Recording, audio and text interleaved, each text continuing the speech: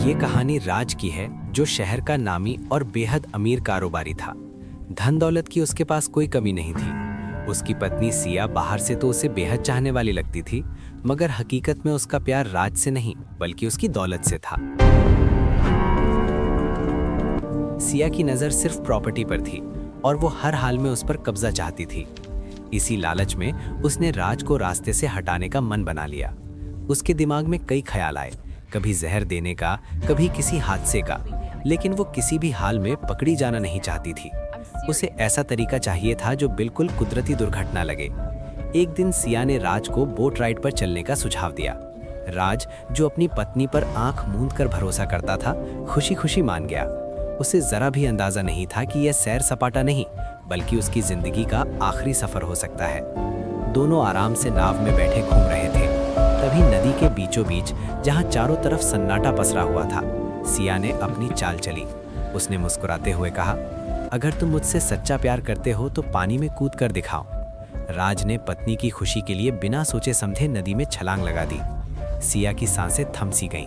वो बस यही चाहती थी कि राज पानी के नीचे ही रह जाए, लेकिन कुछ ही पलों में राज फिर से ऊपर आ गया। ये देखकर सिया के चेहरे का रंग उड़ गया। वो घबरा भी गई और झुंझला भी उठी।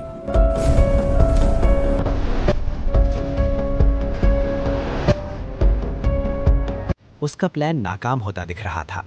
उसे लगा कि अगर आज राज बच गया तो फिर ऐसा मौका शायद कभी नहीं मिलेगा। उसी पल उसने दूसरा दांव चल दिया। उसकी आंखों में अब मोह नहीं, सिर्फ सनक थी। उसने सामने खड़ी एक ऊंची और खतरनाक चट्टान की ओर इशारा करते हुए कहा, हिम्मत है तो वहां से कूद कर दिखाओ। राज ने एक नज़र सिया को देखा, फिर बिना कुछ कहे चट्टान पर चढ़ा और नीचे छलांग लगा दी।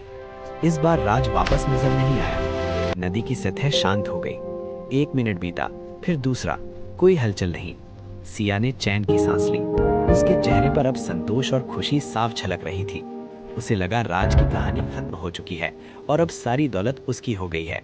जश्न मनाने के इरादे से उसने नाव को वापस मोड़ने की कोशिश की, लेकिन जैसे ही उसने चाबी घुमाई, इंजन ने साथ देने से मना कर दिया। घबराकर उसने लाइफ जैकेट उठाई, वो भी फटी हुई थी। फोन देखा तो नेटवर्क गायब था। सिया के पैरों तले से जमीन खिसक गई। वो नाव पर बिल्कुल अकेली थी, ना कोई सहारा, ना बचने का रास्ता। असल डर तब सामने आया जब उसकी नजर आगे पड़ी। एक विशाल झरना, नाव सीधी उसी की तरफ बढ़ रही थी। सिया कांप उठी। वो पानी में कूद भी नहीं सकती थी क्योंकि उसे तैरना नहीं आता था।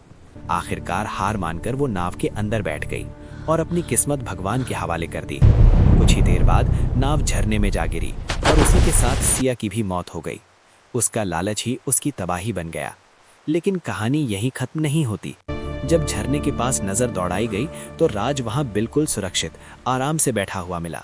दरअसल राज बचपन से ही एक बेहतरीन तैराक था। उसे बहुत पहले ही समझ आ गया था कि उसकी पत्नी उसे मारने की साजिश रच रही है। सिया ये सोचती रही कि सारा प्लान उसी का है, मगर सच्चाई ये थी कि साजिश सिया की थी और उसे अंजाम तक पहुंचाने वाला राज खुद था।